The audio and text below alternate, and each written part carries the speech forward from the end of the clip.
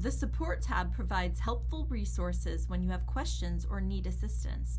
The Contact Us form allows you to request a feature, report an issue, or ask general questions. Start by selecting the appropriate request type from the drop-down menu. Depending on your choice, related fields will appear on the right. For example, if you're requesting a feature, you have a space to describe the feature in detail. On the left side, you'll find additional information such as our phone number, hours of operation, and a link to schedule a 15-minute one-on-one support call.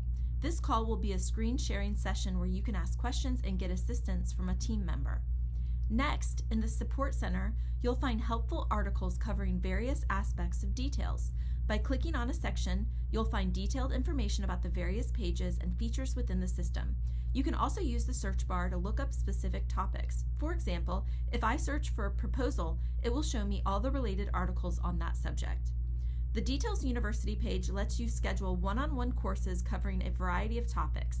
These courses vary in duration, cost, and subject matter, so we recommend exploring all available options to find the one that best suits your needs.